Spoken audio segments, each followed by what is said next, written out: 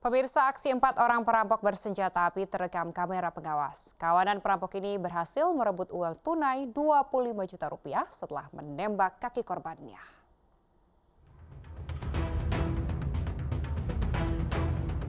Inilah detik-detik perampokan yang terekam kamera pengawas rumah korban di Pademangan Timur, Pademangan, Jakarta Utara pada Jumat siang kemarin. 4 orang saling berboncengan mengendarai sepeda motor, merampas tas korban sambil menodongkan senjata api. Menurut keterangan keluarga, korban sempat melawan sebelum salah satu pelaku menembak paha kanan korban. Saat itu, korban baru saja kembali ke rumah dari ATM mengambil uang tunai 25 juta rupiah yang akan digunakan untuk membayar upah karyawan. Saat ini korban menjalani perawatan di Rumah Sakit Mitra Kemayoran. Korban memang rutin setiap minggu pergi ke ATM untuk mengambil uang tunai. Sehabis itu pulang ke rumah, langsung dijegat oleh 4 orang dengan 2 kendaraan bermotor. Nah, sempat ada aksi perlawanan waktu direbut tasnya, langsung ditembak di tempat paha kanan. Terus senjata, kalau dilihat dari itu kayaknya senjata laras pendek ya, senjata yang pisau biasa. Kalau nominalnya saya dengar 25 juta. Jadi yang diambil satu tas itu isinya ada uang tarik dari bank, terus ada dompet, handphone. Sebagian untuk bayar karyawan, sebagian untuk keperluan di. Pihak keluarga telah melaporkan ke Polsek Pademangan dengan menyertakan alat bukti berupa video rekaman kamera pengawas. Dari Jakarta, Vendra Kurniawan, iNews melaporkan. Seorang asisten rumah tangga ditangkap karena diduga menculik anak anggota TNI Angkatan Darat yang berdinas di Kodam Jaya. Petugas menangkap pelaku di rumahnya di Kabupaten Indramayu. Sanimah, warga desa Kedokan Agung, Kabupaten Indramayu, Jawa Barat, tak berkutik saat digelandang Satuan Reserse Kriminal Polres Indramayu, Jawa Barat. ART yang diduga menculik balita anak anggota TNI Angkatan Darat ini ditangkap di kediamannya. Selain mengamankan pelaku, anggota kepolisian dan TNI juga mengamankan balita yang menjadi korban penculikan. Kapolres Indramayu, AKBP Hafiz S. Herlambang, masih mendalami motif pelaku menculik anak dari anggota TNI yang merupakan majikannya sendiri. Masih kita dalami semua, masih dalam rangka pemeriksaan. Yang pasti adalah prioritas utama kita adalah menyelamatkan anak. Secara psikologisnya maupun secara kejiwaannya, kami juga akan koordinasi dengan Komisi Perlindungan Anak. Kondisi kesehatan anak sendiri bagaimana? Alhamdulillah semua sehat secara psikis dan segala macam. Sudah ada kanit PPA saya yang untuk mendampingi. Sebelumnya, seorang ART yang bekerja pada keluarga anggota TNI Angkatan Darat Kodam Jaya menculik anak majikannya. Aksi nekat Sanimah terekam CCTV Komplek Perumahan Angkatan Darat Cililitan, Jakarta Timur. Dari Indramayu, Jawa Barat, To Iskandar, iNews melaporkan. Pemirsa, sekelompok orang diduga mengikuti aliran sesat yang menyimpang dari ajaran Islam di Cianjur, Jawa Barat. Para pengikut tak diwajibkan sholat serta puasa.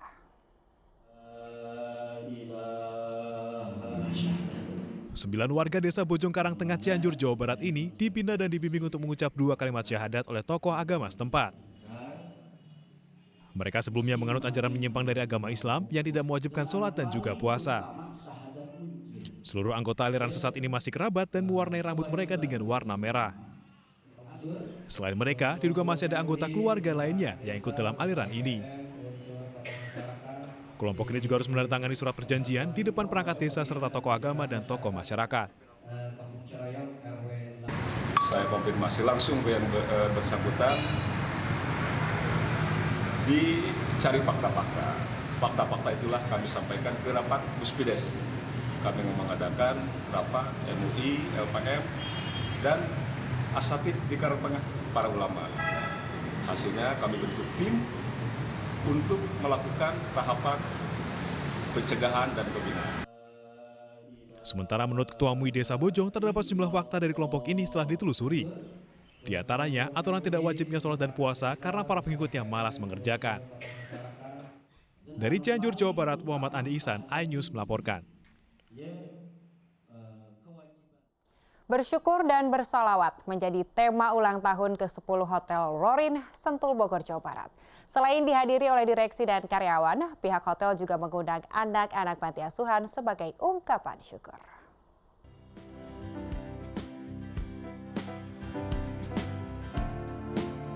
Bertema bersyukur dan bersolawat, perayaan ulang tahun Hotel Lorin ke-10 dihadiri oleh direksi, karyawan, dan anak-anak dari Panti Asuhan Yayasan Tabungan Surga. Ternyata, ulang tahun ke-10 hotel yang berlokasi di Sentul, Bogor ini bertepatan dengan hari lahir Komisaris Utama Hotel Lorin, Tinton Suprapto. Selain ucapan syukur, Tinton menyampaikan terima kasih kepada semua pihak yang mendukung operasional hotel dan anak-anak panti asuhan diberi bingkisan.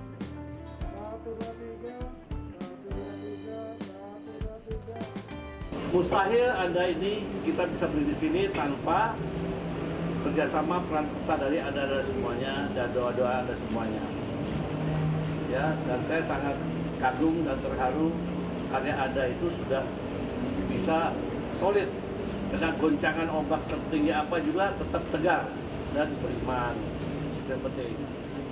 Salah satu tanda-tanda kehidupan saya itu karena dukungan dari Anda. Acara yang berlangsung sederhana tapi meriah ini diisi pula dengan pemotongan tumpeng, pembacaan hadis dan tausiah Ustadz Munawir Ngacir dengan doa untuk kesuksesan. Dari Bogor, Jawa Barat, Lika Apriliani, Wildan Aulia, iNews melaporkan. Pemirsa, pada momentum peringatan Hari Kebangkitan Nasional, Ketua DPD RI periode 2009-2016 Irman Gusman meluncurkan buku hasil perundungannya tentang penegakan hukum dan hak asasi manusia negeri ini, dan serta acara peluncuran ini mendapatkan dukungan dan apresiasi dari sejumlah tokoh nasional.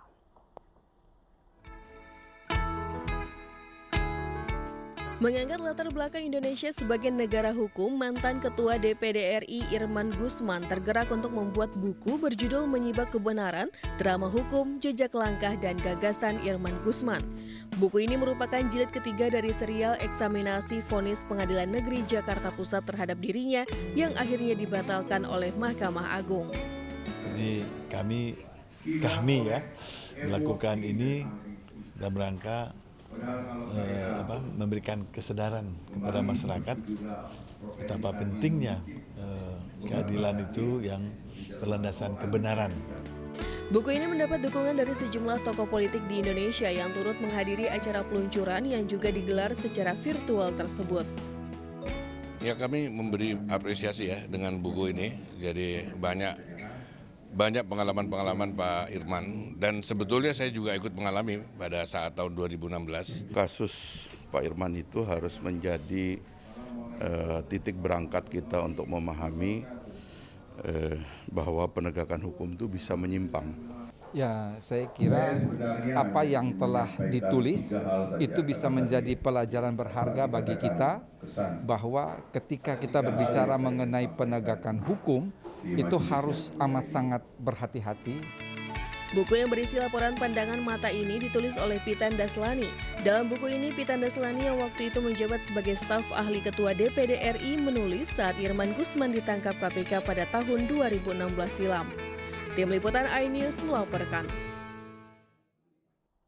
Bermaksud meringankan beban keluarga saat hari raya dengan mengikuti arisan, ratusan ibu rumah tangga di Kecamatan Ngoro, Kabupaten Mojokerto tertipu arisan fiktif. Uang arisan peserta sebesar 1 miliar rupiah raib dibawa kabur oleh pengelola arisan.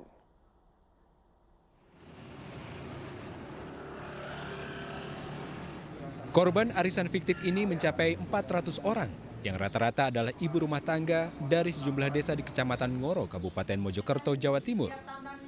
Uang arisan tersebut dibawa lari oleh koordinator arisan bernama Tarmiati alias Mia, yang juga warga setempat. Tak tanggung-tanggung, uang yang dibawa lari pelaku mencapai 1 miliar rupiah. Dari ratusan korban, 2 diantaranya adalah Jamiah, 52 tahun, dan Ngatining, 54 tahun, warga desa Lolawang, Kecamatan Ngoro, Kabupaten Mojokerto. Keduanya merupakan 2 dari 20 koordinator arisan yang membawahi ratusan orang peserta arisan yang uangnya disetor kepada pelaku. Kini, kedua koordinator arisan ini harus mengganti uang para peserta arisan. Keduanya terpaksa menjual tanah, menggadaikan BPKB mobil dan barang berharga lainnya. 54 orang. Itu rata-rata berapa? Sama, ada yang 10.000, 20.000, 50.000. Itu orang mana aja, Bu? Tetangga sekitar rumah. Orang-orang dia. Bu, kalau di total kerugian seluruh peserta itu sampai berapa, Bu? Maksudnya yang setor ke Mbak Mia? Oh, total. Sama kelompok lain juga. Oh, sama kelompok lain. Sampai 1 M. 1 M lebih ya? Iya. Korban sendiri sudah melaporkan kasus ini kepada Polsek Ngoro. Sudah laporan, korban yang sudah melapor kurang lebih 6 orang. Dengan masing-masing orang ada bervariasi kerugiannya. Ada 175 juta, ada yang 350 juta. Total kerugian dari 6 koordinator itu 700 juta rupiah. Pihak kepolisian kini masih melakukan penyelidikan lebih lanjut dan melakukan pengejaran terhadap pelaku arisan fiktif ini. Dari Kabupaten Mojokerto, Solahuddin, iNews melaporkan.